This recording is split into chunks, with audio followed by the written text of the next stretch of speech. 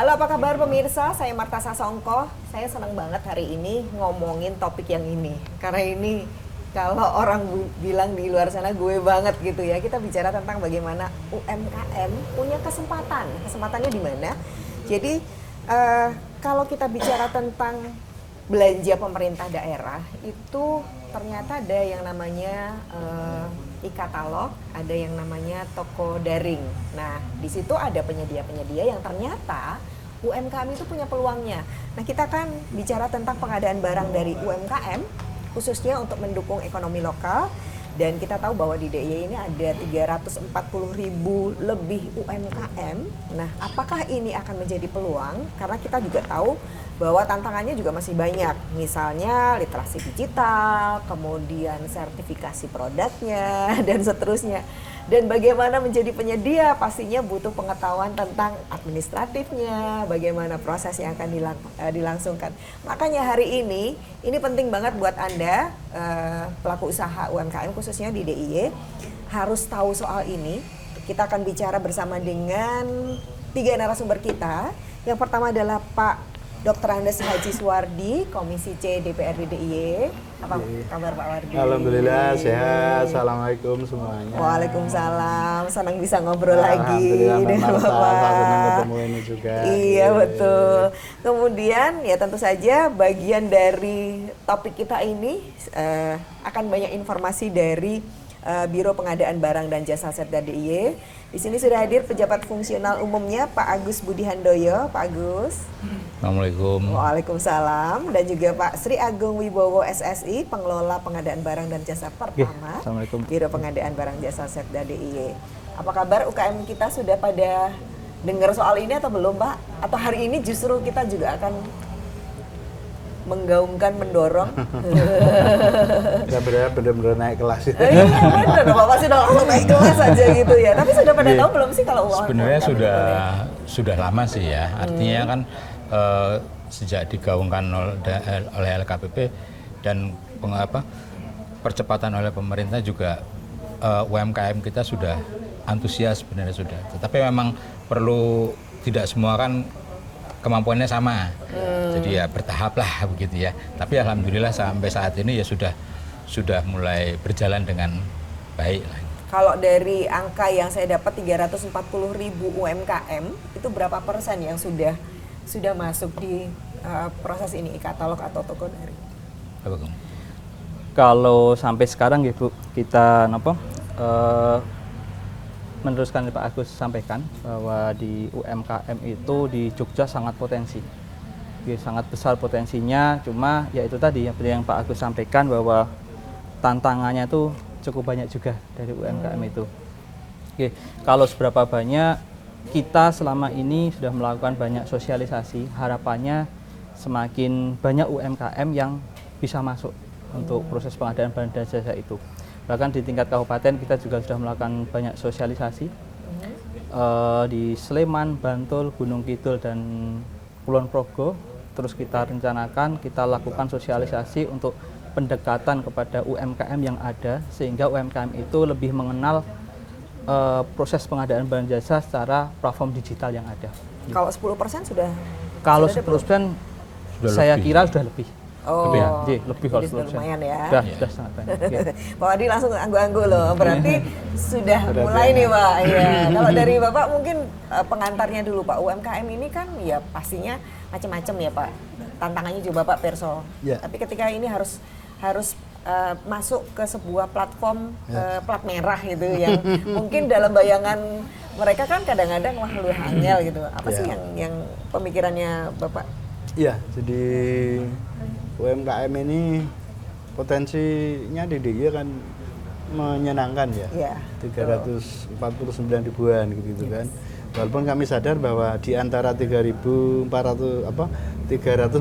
ribu ini tidak dalam produk yang sama gitu kan. Usaha mereka adalah berbeda begitu. Nah, ini terkait dengan pengadaan barang dan jasa. Barang ini kan menjadi kebutuhan dari pemerintah daerah. Pemerintah daerah perlu mengadakan barang tertentu yang outputnya barangkali ini akan dimanfaatkan oleh masyarakat. Nah, proses oleh Dan untuk masyarakat di sini adalah UMKM ini, kalau bisa kemudian kita kerjasama dengan bagus, ini akan menguntungkan bagi kita semuanya, bagi masyarakat yang ada di Yogyakarta, dalam rangka tentunya mengangkat pertumbuhan ekonomi masyarakat, percepatan pencapaian kesejahteraan masyarakat. Sehingga di DIY ini sudah diatur tentang Perda 9 tahun 2017, Mbak Marta, Pak Agung ya, Pak Agus, dalam rangka pembinaan dan pengendalian terhadap UMKM itu. Ya, nanti kepada Mas Agung, Pak Agus gitu ya, ini bagaimana kita bisa mengenalkan kepada UMKM itu apa sesungguhnya yang harus dipersiapkan oleh mereka. Karena pembinaan yang ada di sini kan bagaimana sertifikatnya. Ini pemerintah melayani ini. Ya, memfasilitasi ya Pak. Memfasilitasi ini pemerintah. Kemudian bagaimana cara kita membuat produk ini biar produknya itu bagus, cepat, efektif, efisien, diajari juga. Manajemennya diajari juga. Cara marketingnya diajari juga. Kurang duit, digoleki duit. Sehingga komplit ya, sudah komplit lengkap kan ya. dari pemerintah daerah dalam rangka memberikan pembinaan, supporting terhadap UMKM kita. Kira-kira kan begitu, Mbak Marta. Tinggal Pak sekarang Agus. disorongkan ke sana gitu ya Pak ya. Nah, sekarang kan UMKM ini perlu kenal. Oh ya butuh pemerintah daerah ini pengadaannya yang akan dilakukan oleh beliau ini kan nggak ada belanja pemerintah daerah itu yang tidak untuk mesejahterakan masyarakat, nggak ada. Semuanya adalah arahnya adalah pelayanan kepada masyarakat. Gitu kan Pak Agung? Pak Agus?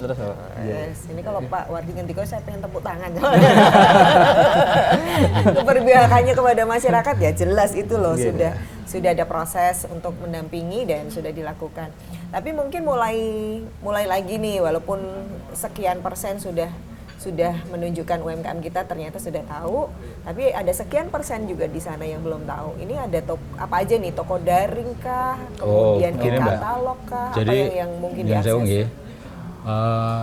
Kalau dari data yang terakhir saya baca itu dari Diskop itu kurang lebih sekitar 30-40% UMKM itu sudah ada di katalog lokal.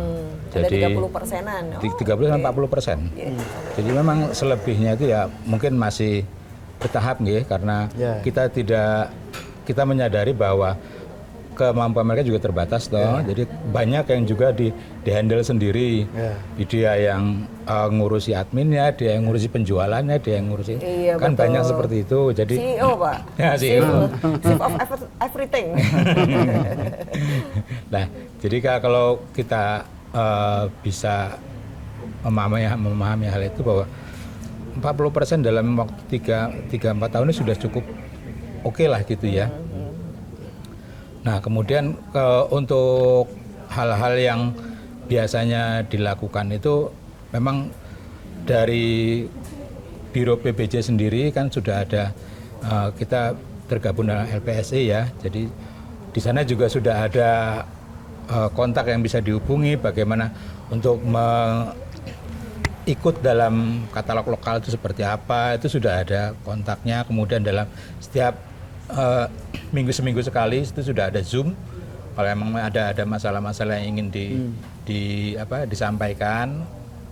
Kemudian juga mungkin dari dinas-dinas terkait lainnya ya, mungkin seperti Diskop juga mengadakan pelatihan-pelatihan terutama untuk bagaimana meningkatkan produknya. Kalau kami kan hanya bagaimana Anda bisa teknisnya bisa bersaing dalam katalog lokal gitu loh. Walaupun kalau dalam bahasa pemerintah itu katalog, tetapi sebenarnya itu cuma secara luasnya itu e-commerce. Ya, jadi tidak terbatas. Tapi secara kita karena dalam hal ini pemerintah menyediakan space-nya itu katalog untuk bisa sehingga pengawasannya itu bisa lebih terarah nggih. Bisa lebih mudah untuk dipantau gitu. Kalau boleh tahu, ini berarti kesempatan UMKM ini adalah yang di kebutuhan lokal ya Pak, karena kan diaksesnya di DIY berarti penyedia lokal, di DIY. Lokal. Ini rata-rata produk apa yang akan lebih lokalitasnya itu yang paling diakses? Untuk produknya, untuk UMKM lokal banyak Bu di DIY itu. Mungkin dari kuliner juga ada, Oh dari iya, keperluan makan minum. itu Iya. pasti untuk dibutuhkan setiap saat gitu. Yang kedua untuk souvenir, kerajinan, Ya. itu banyak juga. Jadi yang seperti Pak Agus sampaikan tadi, memang kendalanya itu ada beberapa hal yang menjadi tantangannya. Yang pertama betul kurangnya literasi digital. Jadi mereka kurang bisa mengakses apa sih sistem yang ada itu seperti apa. Yang kedua itu mungkin kontinuitas barang dalam jumlah yang besar. Ketika kita atau pemerintah belanja, mungkin snack itu secara rutin, secara jumlah besar, bisa nggak untuk UMKM itu menyediakan? Jadi misalnya tiba-tiba jadi 100 dari yang rata-rata puluhan itu ya. Bisa jadi seperti itu. Ketika memasuki platform digital kan pangsa pasar akan semakin luas, akan semakin terbuka lebar. Ketika kebutuhan biasanya cuma 20 dus atau 30 sehari, mungkin dalam satu hari bisa 100, 200, mampu enggak untuk kontinuitas barang dalam jumlah yang besar. Yang selanjutnya ya itu tadi, tenaga untuk yang memahami regulasi, memahami sistem yang ada seperti itu. Untuk itu yang Pak Agus Rumit nggak sih Mas sistem dan regulasinya sehingga UKM ini tuh lebih gampang lah gitu? sebenarnya tidak ada yang rumit ya Pak Agus. Tidak ada yang rumit. Hanya Pemahamannya saja. saja. Semua Artinya sudah kan terpublish. Semua sudah standar. Standar. Ya NIB itu kan udah standar banget Oke. ya. Kita semua kan harus punya pajak, kemudian ya penanggung jawab, ya karena dari perusahaan toh. Nah kemudian juga ya paling tidak dari persyaratan dasar untuk membuat suatu perusahaan itu apa sih? Itu yang dipakai cuman. Ya Persyaratan NIB, dasar pajak, kemudian penanggung jawab, pengurusnya, paling cuman itu Pak. Cuma itu. Ya. Tidak rumit tidak ternyata ya. rumit. Hanya mungkin kadang-kadang kan mereka masih paradigma lama ya, wah nek berhubungan pemerintah ini rada ruwet ngono. Iya. Makanya tadi Tapi kan sebenarnya tidak. Kita sudah zaman digitalisasi, jadi semua bisa paperless lah.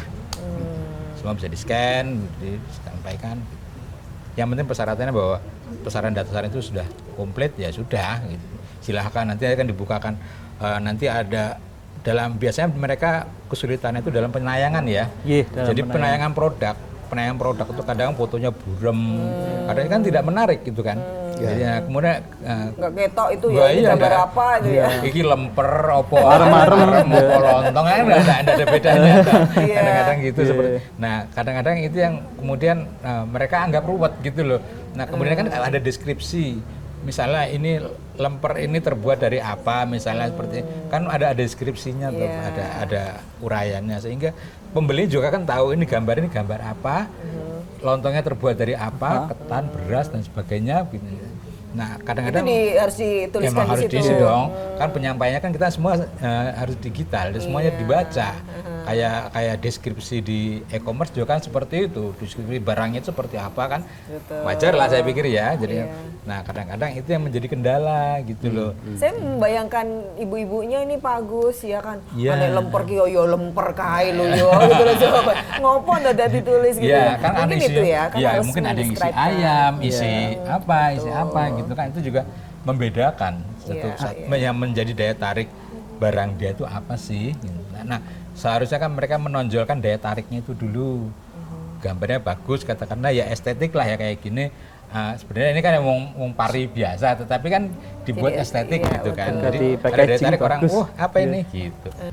Ya ketertarikan terhadap suatu barang itu juga kan ditentukan oleh bagaimana bentuk barangnya, kemudian dilihat dari fotonya, kemudian jadi deskripsinya yang menjadi keunggulan produk tersebut. Betul. Mungkin itulah yang perlu ditingkatkan dari UMKM tersebut gitu. Jadi bagaimana menggali potensi-potensi yang ada dalam dirinya gitu. Iya, mungkin perlu diingatkan lagi bahwa kadang-kadang orang belanja itu kan dari mata gitu ya, turun ke hati gitu ya. Iya, kalau matanya aja udah nggak tertarik ya kapan belanjanya ya. Iya. Oke, ini menjadi catatan penting buat Anda mungkin nanti ya tertarik atau melihat lagi yang sudah masuk ke e-katalog atau di toko daring, piye fotonya selama ini gitu ya. Iya. Kalau dari Mas Agung mungkin melihat apa nih, dari apa sih yang kendala-kendala yang sering dihadapi? Memang benar Bu, tadi itu jadi di toko daring ya, marketplace itu memang kadang ketika mencantumkan produk itu tanpa deskripsi. sehingga kita tuh Itu kayak pembeli apa bingung. di sosmed tanpa caption gitu ya. Jadi bingung Maksudnya ini apa ya gitu ya? kira-kira ya gitu kan. Dan yang Iya, lebih iya. penting lagi sebenarnya Betul. Bu, ketika mencantumkan produk, deskripsi itu juga respon dari penjual itu sendiri. Di situ ada fitur untuk pesan pesan kita bisa konsultasi produknya. Nah, ketika responnya lama, kita juga nggak tahu nih, ini tuh masih buka apa masih buka enggak? atau enggak, atau barang ini masih produksi atau tidak. Itu juga salah satu kendala mungkin yang perlu jadi evaluasi bersama artinya selain judul, deskripsi juga memanfaatkan fitur pesan yang ada di situ. Jadi chattingnya. Ya, Oh, jadi chattingnya. dibales gitu. Ya, Jadi kalau slow respon kan masih hidup nggak nih? Masih hidup nggak, masih produksi iya, nggak, iya. masih lanjut atau Jangan-jangan enggak. malah lupa ada di situ. Atau kira-kira dengan produk ini, dengan deskripsi ini sesuai enggak, bisa di custom atau enggak, sesuai enggak dengan permintaan si pembeli gitu. Jadi fitur pesan di situ harus dimaksimalkan, baik pesan yang ada di situ ataupun nomor yang dicantumkan di situ untuk direspon dengan cepat di pembeli. Jadi ada chattingnya ya di situ ya. Saya pikir ya cuma display aja kemudian nanti pesan selesai. Enggak ya? Enggak, itu berusaha ada. ya komunikasi dua arah lah gitu ya. Iya. Seperti e-commerce pada umumnya. Jadi kan tidak semua pembeli itu mengerti betul Mengerti. apa yang ditampilkan. Betul. Ini apa sih? Kan paling tidak pertanyaan seperti itu toh. Iya. Kelihatannya lemper, tapi ternyata bukan. lontong kan. Jadi berbeda sebenarnya. Iya, wong offline di sini aja ya tadi yang kita ini ya, ini kita aja ini nebak-nebak ini lemper apa arem-arem ya kan ya. Apalagi foto gitu Ya. ya. Catatan penting ya. Nah, Pak Wardi ini manggut-manggut saya. Beliau juga selama ini kan sering ketemu UKM dan rata-rata juga curhat juga ke Bapak. Nah, dengan adanya ini tantangannya seperti ini gimana tuh Pak sarannya, Pak? Ya, solusinya dalam rangka kita memberikan pembinaan kepada para pelaku UKM harus kita jelaskan itu bahwa deskripsi itu perlu gitu Pak. Iya. Ya sebenarnya leluhur kita sudah memberikan pendidikan kepada kita.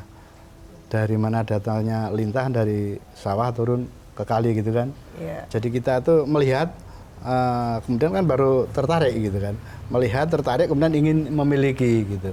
Kalau lemper kan kita melihat mungkin, kemudian kepengen terus mau makan gitu. Nah, mungkin Mbak antara produk satu dan produk yang lain ini permasalahannya tidak mesti sama. Betul. Oke lah kalau kita bicara kuliner gitu, suatu misal yang disampaikan oleh Pak Agung gitu. Oh ini lemper isinya daging, oh ini lemper isinya daging ayam, oh ini lemper isinya. Kalau di kami itu kalau sudah ngomong kalau itu lemper produk Sanden gitu, itu sudah kan Mbak, wis percaya gitu, wis percaya produk Sanden itu lempernya enak-enak gitu. Jadi berasnya mesti beras api, kemudian isinya juga isi yang enak gitu. Contoh yang lain suatu misal, saya sendiri sampai sekarang nggak ngerti jawabannya kok itu. Kenapa sate di Bleret itu semuanya laku Mbak? Oh iya. Sate di Bleret ini semuanya laku itu. Semuanya rame ada semuanya customer. rame, tetapi memang yang seperti Pak Agus ngendika tadi itu mungkin branding mereka adalah lebih cepat bisa dimengerti oleh calon konsumen begitu ya. Sehingga seperti kalau bicara Pak Pong itu kan sekarang buka sampai beberapa cabang dan itu laku kabeh. Laku kabeh. Nah, Bisa belajar dari situ. kita belajar dari situ gitu. Nah, harapan kami sebenarnya apa yang hendak kita kerjasamakan antara para pelaku UKM dengan beliau-beliau ini adalah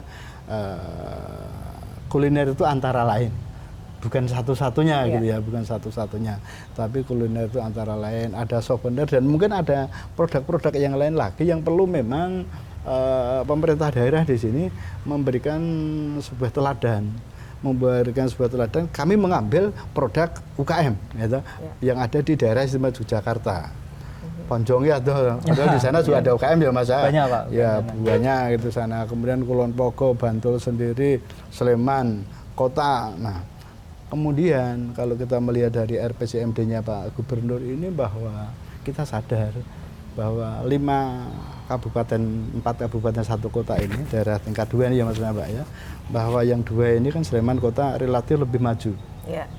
Sing telu agak gridnya ada di bawahnya gitu. Iya. Sehingga perlu ada kepedulian dari beliau-beliau juga itu dalam rangka kemudian untuk mengangkat masyarakat yang ada di pinggiran selatan ini agar kemudian bisa mengejar ketertinggalannya dengan daerah kota dan Sleman yang relatif sudah maju gitu, sehingga nanti akan ada pemerataan, ada akselerasi di daerah selatan, sehingga beliau itu bisa milih nang kota karo nang Sleman nanti kita beli ini aja gitu. Kemudian produk-produk tertentu kita belinya di daerah selatan. Ini adalah dalam rangka kita memberikan pembinaan karena beliau-beliau kan orang pemerintah ya kan, orang pemerintah yang mesti harus memberikan teladan kepada masyarakat. Baik, menarik nih. Nanti kita bahas di segmen berikutnya lebih dalam lagi ya Pak. Karena kan kita perlu melihat peluang, kalau peluangnya besar, otomatis kan semua daerah pastinya akan ikut tertarik gitu ya. Nah kita bahas hal ini dan kalau ingin tahu seperti apa peluangnya, jangan kemana-mana.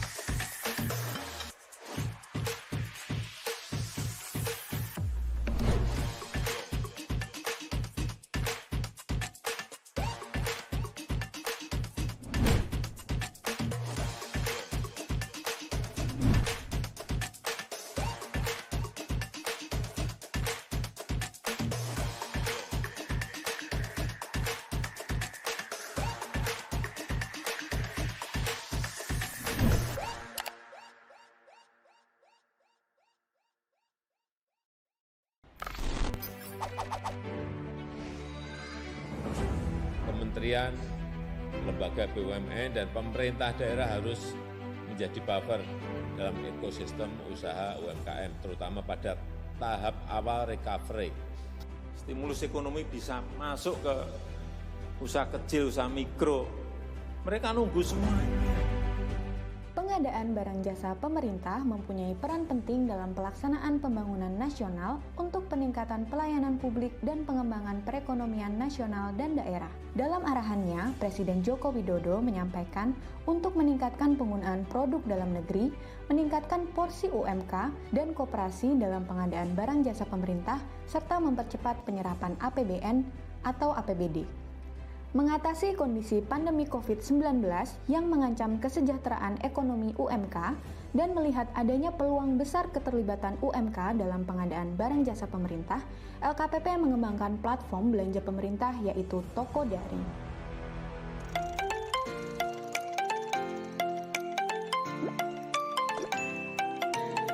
Toko daring terintegrasi dengan marketplace dan retail daring sehingga belanja pengadaan melalui UMK dapat dilakukan semudah belanja online di marketplace sehingga seluruh UMK yang sudah tergabung dapat langsung bertransaksi dengan pemerintah.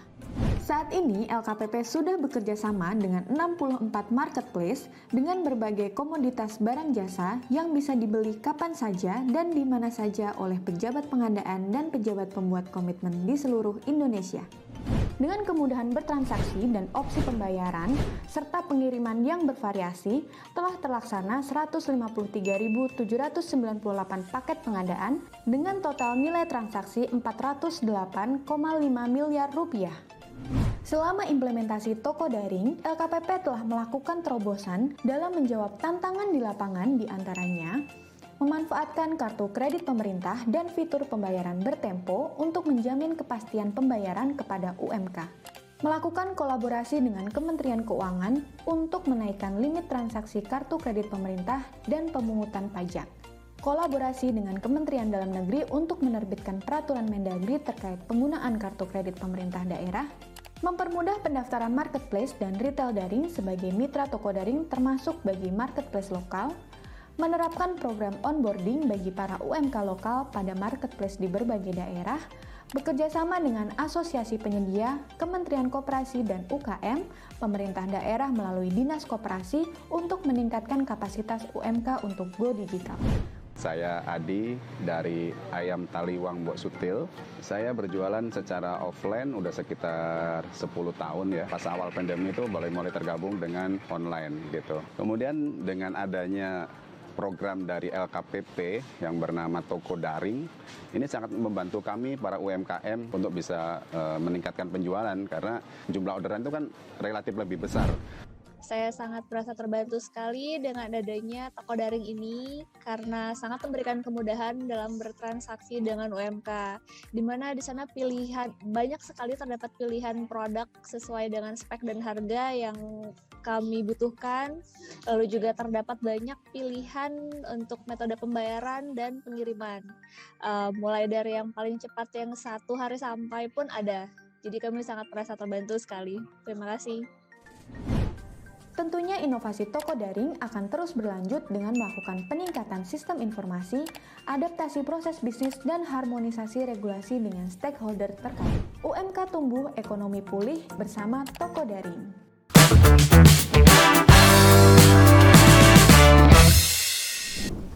Oke, kita sekarang UMKM pengen tahu nih, kalau Anda ingin masuk ke e-katalog atau toko daringnya pemerintah, peluangnya gimana sih? Kan gitu, bicara bisnis dong. Peluangnya gimana sih Pak Agus dan Pak Agung? Artinya kan gini, saya pengen masuk, tadi Pak Agus Ngentiko, pikirannya masih ruwet lah yo gitu ya. Tapi kalau kita mungkin kasih peluangnya, mungkin itu jadi menarik gitu. Peluangnya gimana sih ketika UMKM ini ada di e-katalog atau di toko daring? Oke. Mungkin saya dulu nih. Yeah. Jadi kalau bicara peluang bahwa kita ambil satu contoh kuliner saja yang mudah ya. Yeah. Jadi setiap dinas itu kan pasti butuh Snack, makan minum rapat dan Yeah. sebagainya harian, minum harian. Dan kalau dulu itu kan semua ditenderkan. Yeah. Jadi dalam 1 tahun. Jadi kadang-kadang penyedia juga agak bingung untuk ini kegiatan 3 bulan nih snacknya kadang-kadang ada yang datangnya agak mambu karena kelamaan menyiapkan bahan baku ya. Nah, itu kalau dengan katalog maka bisa diatur jadwalnya secara hariannya. Dengan ini dan berganti-ganti. Diganti-ganti. Jadi hari ini kita ayam, kemudian ini kan bisa di custom jadi sudah ada menu pilihannya. Pakai menu 1, menu 2, menu 3 gitu sudah bisa dipilih. Nah, kalau secara gambaran secara umumnya kurang lebih seperti itu. Jadi ada bahwa peluang itu sebenarnya besar. Hanya kemudian yang baru bisa memanfaatkan itu sedikit. Yang baru bisa memanfaatkan tapi yang untuk bisa semua memanfaatkan potensi itu ya kita bersaing secara sehat di katalog, semua bisa lihat, semua bisa tahu harganya, semua bisa. Jadi ada transparansi dan akuntabilitas di situ. Itu yang penting dalam pengadaan barang jasa. Jadi ketika semua barang untuk pemerintah, kebutuhan pemerintah itu dilaksanakan secara akuntabel, kemudian transparan, itu bisa menjadi secara keseluruhan itu menjadi good government. Jadi kita tidak ada lagi yang disembunyikan. Jadi semua anggaran itu bisa dilihat juga sampai sejauh mana penggunaannya, dan itu juga kembalinya ke masyarakat Jogja juga. Jadi benefitnya transparansinya ya. Biar nggak lupa tuh Pak Agus, bisa terjadi masyarakat yang usahanya itu betul-betul masih kecil itu, ibaratnya ini kuliner ya Mbak ya, ini masakannya rasanya lebih enak gitu. Tetapi mereka tidak ada daya tahan tentang resources. Jadi biasanya lem bayar itu kalau melalui kita gitu, itu dari pesan itu jangka waktunya itu berapa bulan itu. Ada kemudian tempo gitu ya, temponya itu karena mungkin karena kemampuan ekonomi, jadi resourcesnya yang belum punya ketahanan yang kuat begitu. Nah, lem bayar kesuwen gitu sehingga mereka itu tidak mampu bertahan itu, sehingga tidak lagi lanjut untuk melakukan penjualan produknya melalui PBJ ini itu. Yun berasa menika. Pembayarannya gimana sih? Pembayarannya sebenarnya gini Bu. Pak Nyun Sewu, Pak Bu Nyun Sewu, untuk transaksi di toko daring itu hampir sama dengan kita beli dengan biasa. Oh, Cuma memang ada administrasi. administrasi yang harus kita lalui di situ. Ya, ya. Kalau kita bicara untuk marketplace, kebanyakan kan untuk snack dan lain sebagainya itu masuk di marketplace, itu ada beberapa pilihan menu dalam pembayaran, Pak. Bisa langsung barang dikirim dan kita bayar. Itu cash before delivery. Nanti barang dikirim langsung Cash kita delivery, bayar. ya. Ada yang itu mungkin term of payment. Jadi mungkin ada jangka waktu dulu karena mungkin kegiatannya durasinya cukup panjang. Nanti kita bayarnya term of payment bisa dari 7 hari, 14 hari atau sampai 30 hari. Tergantung dengan keperluan yang kita sesuaikan dengan kebutuhan dan kegiatan yang Fleksibel berarti kita lakukan. Itu sangat fleksibel. Itu pilihannya ada di aplikasi itu, ada di Ada di sistem aplikasi itu. di sistem ada pilihan seperti itu. Bisa termin, Pak. Bisa termin. Jadi kalau keluhannya Pak Wardi tadi, berarti dia Sebenarnya tinggal sudah pilih aja di situ. tinggal pilih Bisa, aja. Tergantung kegiatannya, Bu. Tergantung Tergantung Kegiatannya sehari ya langsung langsung bayar. Nanti kalau 3 bulan mau dibayar di depan ya nanti administrasi keuangannya menjadi Kemudian kegiatan 3 hari kita bayar setelah selesai kegiatan juga bisa kita lakukan seperti itu. Jadi fleksibel saja. Atur nuwun, atur nuwun. Ini penting ini bagi para pelaku UKM itu mendapatkan info ini. Terus mandek nggak ada modal soalnya gitu ya. Dan perputaran nganu untuk uangnya Cash gitu. flow-nya, Cash flow-nya, iya, gitu. betul. Menarik matur nuwun, Pak. Ini kan biasanya itu tadi cash flow-nya terhambat ketika pakai Tempo. Nah, ini ternyata ada pilihannya, jangan khawatir ya. Ada pilihannya sesuai dengan kegiatannya dan juga sesuai dengan kemampuannya kita bisa dipilih di situ. Nah, kalau seandainya tadi permintaannya Tempo boleh menawar nggak? Nggak bisa ya gitu. Boleh sudah nggak? ditentukan kan dari Kegiatannya panjang tadi. kegiatannya gitu. Kalau misalnya banyak. disesuaikan saja dan ini sebenarnya fleksibilitasnya cukup tinggi. Hanya kemudian kadang-kadang nyuwun ngapunten tidak menyalahkan, tetapi dulu menggeneralisir saja. Oh, aku udah 2 bulan, 3 bulan berikutnya baru dibayar. Saya pikir karena dulu kan kita masih ruwet ya, kalau secara digital gini kan sudah langsung pembayarannya juga bisa digital. Nah, itu juga kadang-kadang menjadi kendala itu juga. Mereka tidak punya rekening. Wah, aku malah kan kalau pakai digital, pakai cash aja. Kan toto angel. Ya ini mohon maaf terpaksa gitu ya, sulit gitu ya kalau pakai ini, otomatis harus pembayaran digital ya, Pembayaran Pak. digital juga. Ya. Begitu, semoga nanti kalau ada yang bertanya Pak Wardi gitu ya. Karena kan Mbak Marta, Nggih. kami sering melayani, jadi kegiatan-kegiatan yang kami langsung datang kepada masyarakat. Kita bisa pesan sendiri tuh snack, makan. Yang penting mereka adalah sudah terdaftar gitu ya. Kemudian proses administrasi sampai pembayarannya itu kadang ada yang 1 bulan, kadang ada yang lebih lah. Harapan kami tadi karena memang fleksibel ya, ada yang cash, bahasanya cash master, Cash before delivery. delivery ya. Ternyata ada yang bisa langsung dibayar dan sebagainya, ada yang cukup 1 minggu, 2 minggu, maksimal bahkan tadi ngetika cuma 1 bulan.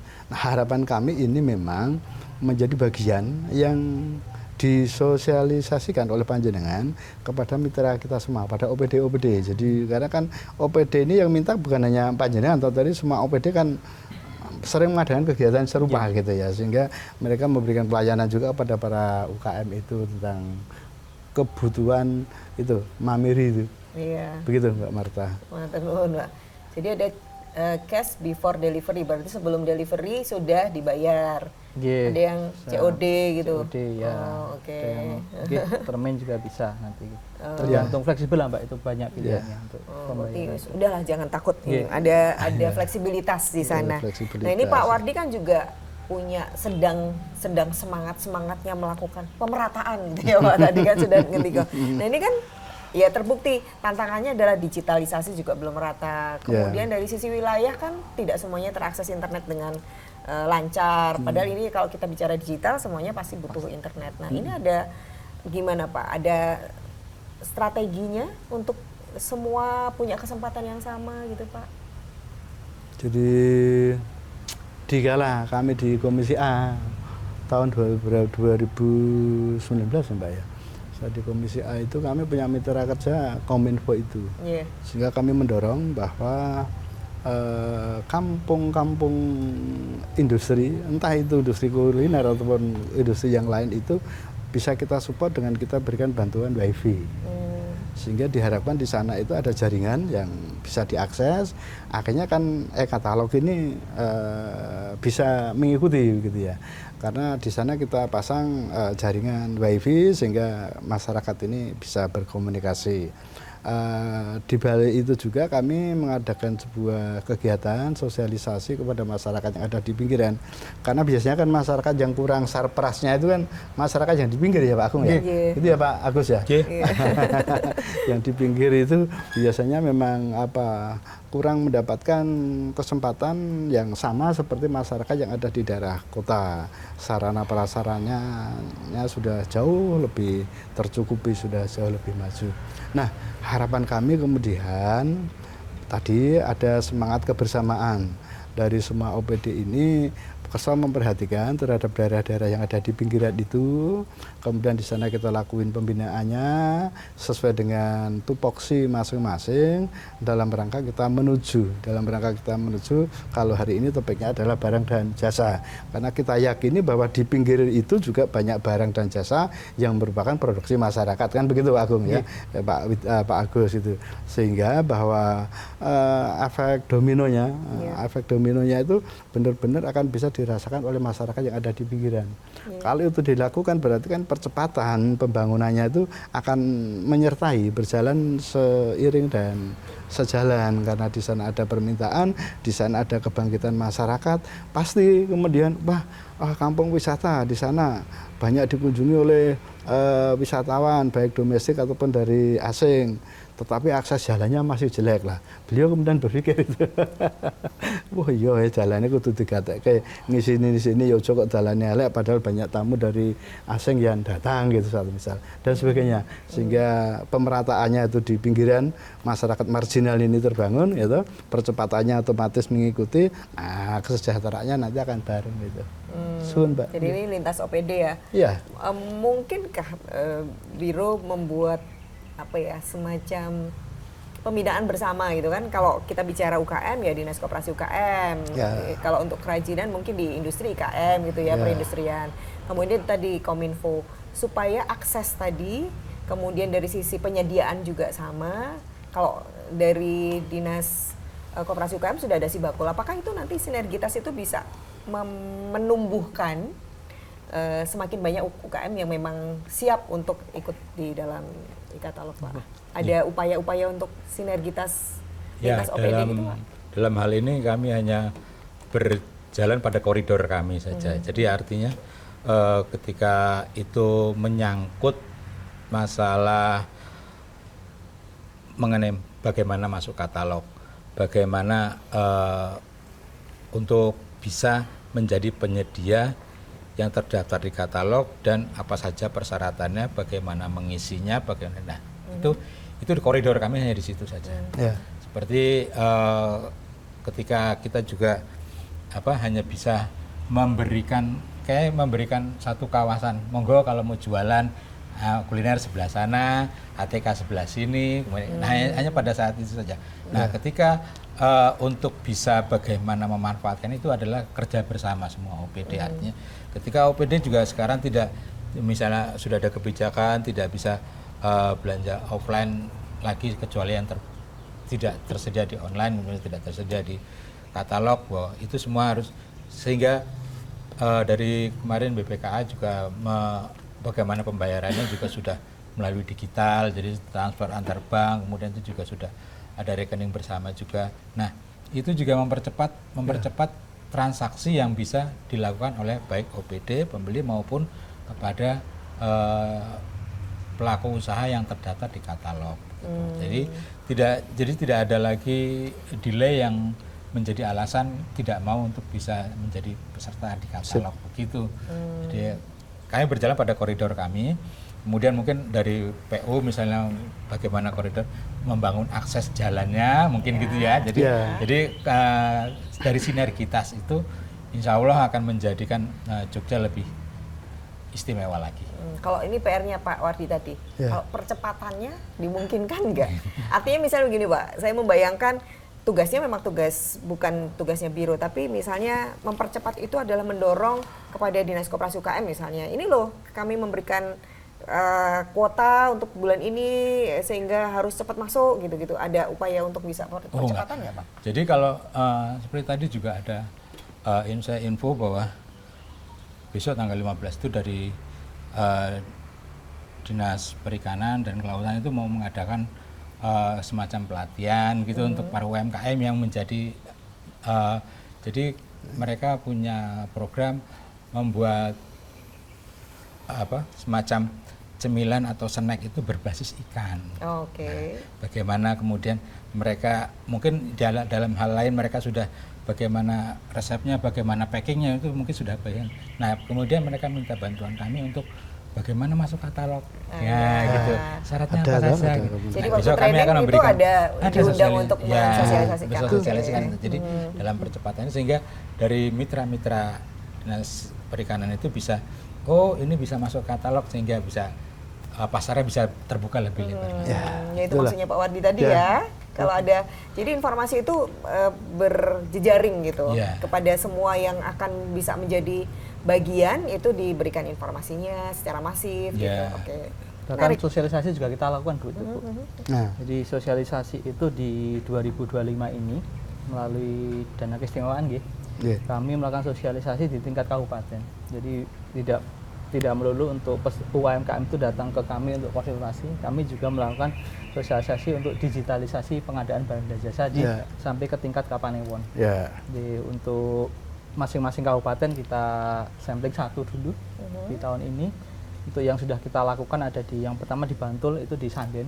Kita sudah melakukan sosialisasi itu di bulan Juli. Untuk di bulan ini kemarin kita di Turi, Sleman. Kita lakukan. Tuh, mungkin minggu-minggu ini kita akan di Gunung Kidul, kurang lebih di sekitar Pelayan yang kita pilih. Isinya sosialisasi apa Pak, Mas Agung? Ya, jadi untuk isian sosialisasi kita pesertanya dulu Bu, dari UMKM dulu di wilayah itu kita undang, terus dari aparat desa, bahkan di tingkat Kapanewon kita undang, kita sosialisasi bahwa UMKM itu bisa masuk untuk PBJ. Nanti di situ lebih banyak ke diskusinya nanti didiskusi untuk gimana sih prospek ke depan untuk UMKM itu, apa yang harus dilakukan, apa yang disiapkan, nanti bisa kita diskusikan ketika kita sosialisasi itu. Apa pertanyaan yang paling sering muncul? Ya untuk pertanyaan mungkin gini Bu, ketika kita sosialisasi mungkin ini mereka ada yang sudah pernah ikut, ada yang belum. Ketika mereka belum pernah ikut ya mereka baru ternyata ada toh pangsanya itu bisa terbuka dengan lebar, mungkin baru sebatas itu. Ya kebayang tadi wong lemper enak di Sanden ya Pak, kok nggak pernah tahu gitu loh ya. Kita yang sayang ini belum pernah ngerasain ya. Ini harus dibuktikan apa kata Pak Wardi. Oke, nanti kita bahas lagi setelah ini di segmen terakhir kita. Ya masih banyak peluang apa selain makanan, kerajinan, apalagi tadi ini pertanyaan juga Pak Wardi. Nah mungkin yang Anda nggak merasa bukan bisnis saya nih, saya bukan kuliner. Oke, jawabannya nanti setelah ini.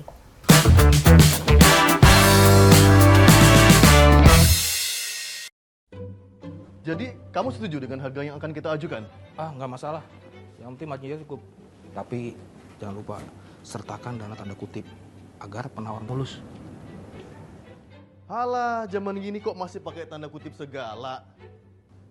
Sekarang itu zamannya transparansi, Bung. Untuk memperbaiki sistem pengadaan, pemerintah mendirikan LKPP, Lembaga Kebijakan Pengadaan Barang Jasa Pemerintah. Alah, paling sama aja. Siapa yang bayar, dia yang dapat tender. Nah, inilah yang ingin dihindari. Pemenang tender dipilih berdasarkan kualifikasi yang ditetapkan dalam sistem lelang yang adil dan terbuka. Kalau kita memang penyedia yang berkualitas, nggak perlu takut bersaing. Kalau kita nggak berubah juga, kapan majunya pengadaan? Untuk info lebih lanjut, silahkan buka www.lkpp.go.id. LKPP, wujudkan pengadaan yang kredibel untuk kesejahteraan bangsa.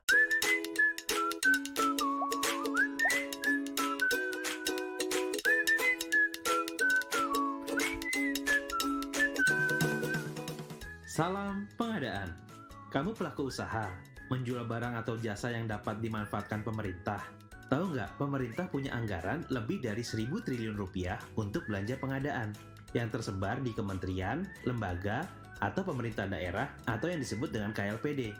Kamu juga bisa loh ikut ambil peran dalam pengadaan pemerintah dengan menjadi penyedia barang jasa.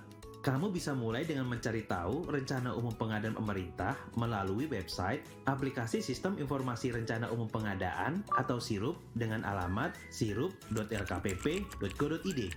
Di aplikasi SIRUP, rencana umum pengadaan dikemas dalam bentuk paket pekerjaan. Kamu bisa pilih kategori yang sesuai dengan bidangmu, di antaranya pengadaan barang, pekerjaan konstruksi, jasa konsultansi, dan jasa lainnya. Selain itu, kamu juga bisa melakukan pencarian paket berdasarkan instansi, lokasi, metode pengadaan, pagu, dan rencana waktu pelaksanaan pengadaan.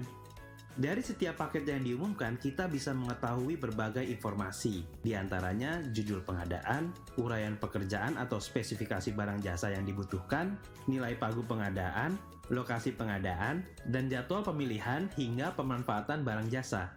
Untuk kamu yang bukan pelaku usaha, aplikasi SIRUP juga bisa kamu manfaatkan untuk mengawal perencanaan pengadaan pemerintah. Pengumuman paket pengadaan di SIRUP merupakan bentuk transparansi pemerintah kepada publik, supaya masyarakat juga punya kepedulian untuk tahu uang negara dibelanjakan untuk apa saja. Yuk kita siapkan diri untuk ambil peran dalam pengadaan pemerintah.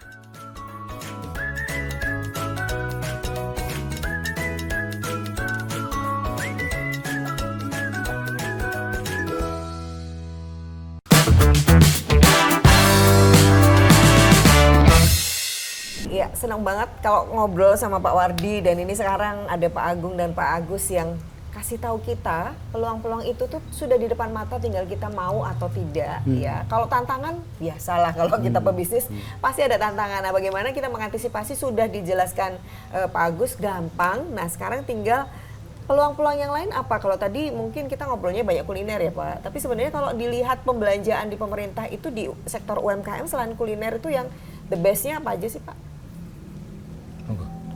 The bestnya apa?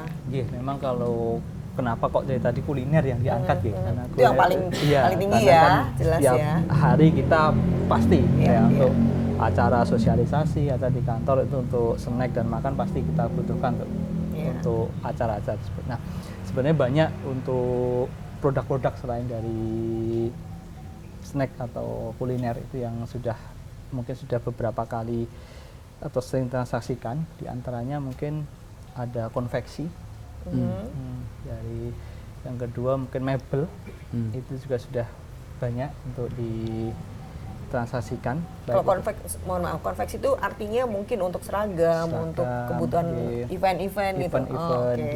Mungkin jasa-jasa multimedia sudah banyak, mungkin multimedia iklan lah, mungkin sudah banyak untuk produk-produk yang bisa tayang baik itu di katalog maupun di toko marketplace yang lain. Mungkin apa bagus yang sering yang paling sering diakses oleh OPD ya, kalau itu. untuk UMKM kebanyakan itu Mbak. Jadi artinya bahwa segmennya itu memang segmen untuk mikro, kecil dan menengah ya. Tapi kalau untuk yang agak besar ya kayak konstruksi itu memang sudah regional gitu ya. Itu beda segmen pasar. Banyak secara umum bahwa katalog itu dengan belanja melalui katalog, pemerintah juga kan mempermudah dalam pengawasan, dalam akuntabilitas, dalam visibilitas, dan transparansi suatu transaksi itu kan lebih bisa diawasi oleh publik gitu. Jadi tidak, kalau dulu kan biasa transaksi offline kan yang mengawasi hanya inspektorat ya. Tapi kan sekarang dan yang melakukan yang tahu ya. Yang nggak tahu nggak bisa. Kalau sekarang semua sudah bisa mengawasi lah. Jadi kita lebih transparan, lebih akuntabilitas gitu. Kalau secara brand itu ngaruh nggak sih Pak? Jadi misalnya kan tadi Pak Wardi juga ngendiko, nah brandingnya belum jadi dengan yang tapi enak tapi belum punya brand, itu dalam perspektif pembelanja itu ngaruh nggak sih Pak? Kalau masalah branding memang tidak bisa sehari 2 hari nggih dibangunnya nggih, bahwa itu Papong juga berapa puluh tahun deh. Nah, kemudian juga kalau kita tidak bisa dengan katalog kemudian brandnya naik jauh gitu kan, ini juga kan tergantung dari bagaimana dia menampilkan tampilannya. Kayak yang pertama awal kita bicara tadi, bagaimana fotonya, bagaimana deskripsinya, bagaimana dia mencoba mengeluarkan daya tarik itu berdasar dengan tulisan. Karena deskripsinya. Kemudian juga bagaimana dia melayani pelanggan, fast respon pada chattingnya. Oh, selamat siang hari ini, dijawabnya besok gitu kan ya, setelah bubar gitu kan ya. Nah, itu juga branding juga kan. Artinya kan ketika belanja di foto, kalau nggak salah udah ada fitur bintangnya ya. Iya. Sudah ada fitur bintangnya, jadi mempermudah jadi penyedia juga bisa melihat respon penjual seperti apa sih gitu. Dia bintang berapa sih gitu kan. Itu juga mempengaruhi ini ya, tokonya juga gitu. Jadi jangan kecil hati kalau brandnya belum besar. Mainnya mirip-mirip sama marketplace lah ya. Kalau nanti reviewnya bagus ya pasti akan naik. Pasti akan asal dideskripsikan dengan jelas gitu, pembeli juga akan mengenal lama-lama produk itu. Awalnya wah ini apa ya ini ya, tapi ketika jelas kita mempublishnya, penjual itu jelas menuliskan bahannya, pasti akan punya daya tarik untuk pembeli itu menanyakan produk itu sesuai dengan kebutuhannya. Intinya mindsetnya word of mouth, dari mulut ke mulutnya sekarang beda ya, pakai jari sekarang ya. Dulu kan diomongin ya, sekarang pakai bintang gitu ya. Kelihatan bintangnya udah 4,8 nih, berarti kan udah bagus. Lumayan kan, sama tadi ya. Servisnya ya, kecepatan merespon gitu ya. Takutnya udah lewat eventnya baru dijawab ya Pak. Itu saya banget. Oke, kalau Pak Wardi ini kan atau teman-teman menjaga konsistensi gitu-gitu tuh ada saran apa Pak? Karena kan ya namanya Bapak juga persen sendiri mikro, kecil, itu tadi keterbatasannya masih cukup banyak. CEO gitu-gitu. Gimana Pak sarannya Pak? Langkah dari Biro PBC ini sosialisasi kan ini terus perlu dilakukan, karena memang yang para pelaku UKM sendiri gitu yang tidak ngerti itu akan jadi preso ya, akan jadi tahu, sehingga kegiatan semacam ini agar terus dilakukan kepada Biro PJB ini agar kemudian masyarakat ini mulai benar bukan sekedar tahu, tapi sudah mengenal bahwa wis tekan zamannya Mbak sekarang. Offline itu sudah ketinggalan, sudah lewat gitu, sehingga zamannya sudah zaman digital, sehingga sosialisasi ini perlu terus dilakukan.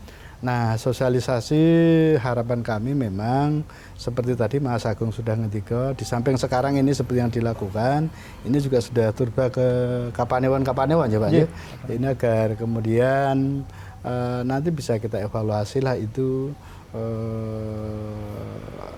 input yang kita dapatkan itu setelah kita melakukan kegiatan-kegiatan ini, bagaimana sesungguhnya pertumbuhan dan perkembangan dari para pelaku UKM itu sendiri. Yang pertama. Kemudian yang kedua, bahwa pangsa pasarnya ini, yang kita pesan ini untuk siapa sih sesungguhnya? Ini perlu diinformasikan.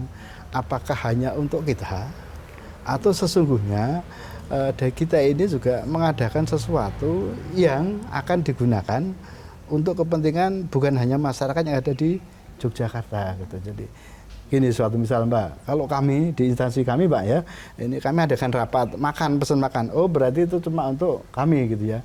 Kadang-kadang aja itu untuk melayani tamu, tapi yang presentasinya kami yakin adalah yang untuk sendiri. Nah, apakah kemudian melalui PBJ ini yang kita pesan pada para pelaku ini sesungguhnya pangsa pasarnya ini juga untuk kita dan untuk di luar kita gitu. Karena yang ada di luar kita itu kami yakin nanti kan akan berdampak yang jauh lebih besar lagi, gitu, yang lebih luas lagi gitu. Kira-kira begitu yang kita harapkan sebenarnya.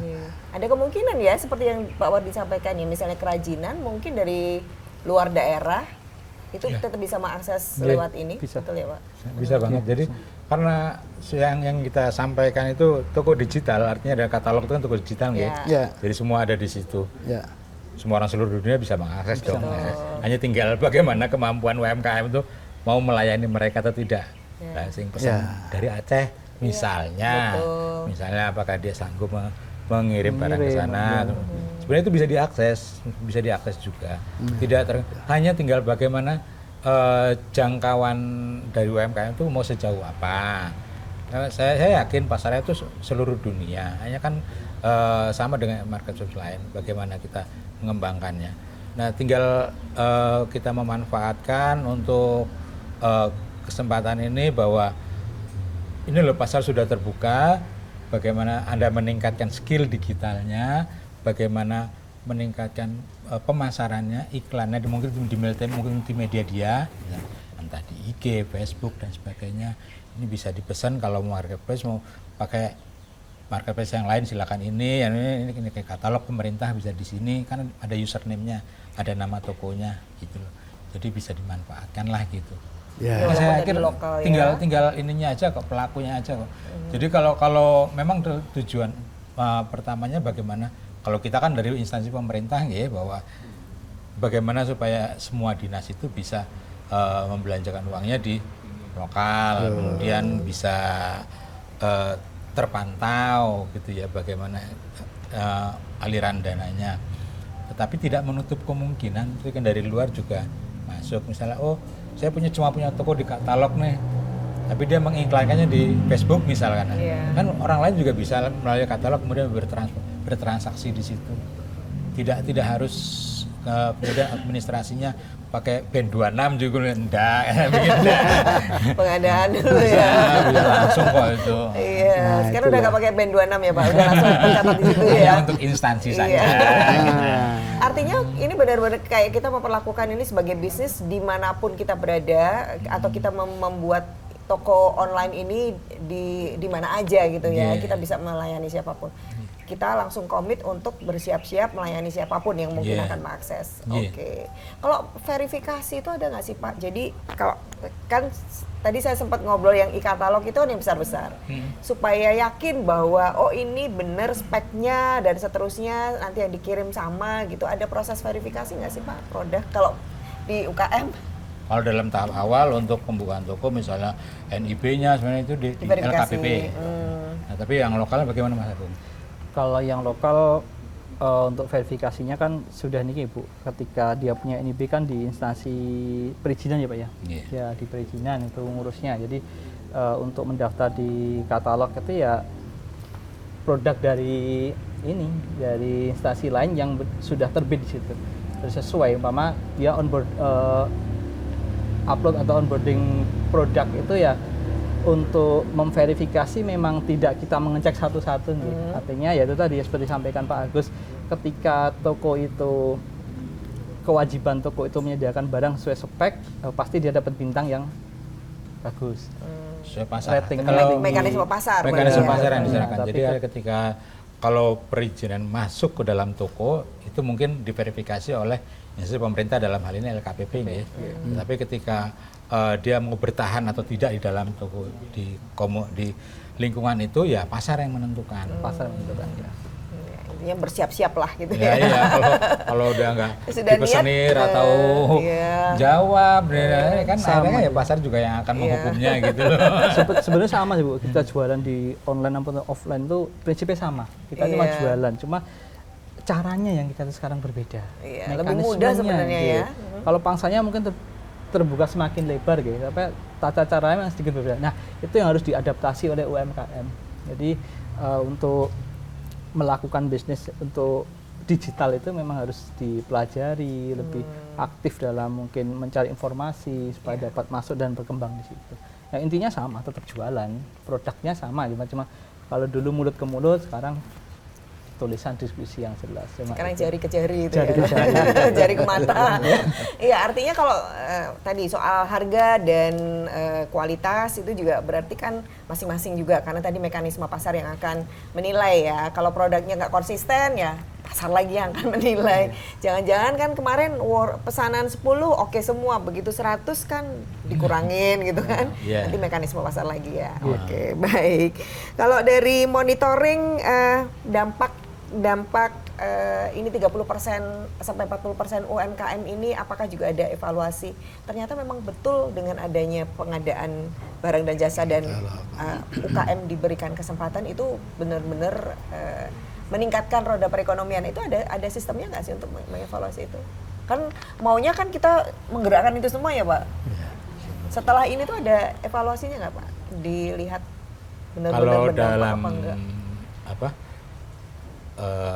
Sistem LPS itu sudah ada monitoringnya secara apa? Kalau nggak salah per triwulan ya. Jadi kalau di tempat kami Pak, di tempat kita ya Pak ya. Jadi memang trennya kita ngikuti tren saja di tahun 2023, 2024 dan 2025 itu untuk marketplace atau belanja e-purchasing itu semakin meningkat. Artinya dari kita lihat dari persentase dari total dari pagu anggaran itu kita meningkat. Di tahun 2023 itu sekitar 652 M sekian kita belanjakan melalui e-purchasing itu. Tahun 2024 kita ada peningkatan sekitar 800 sekian.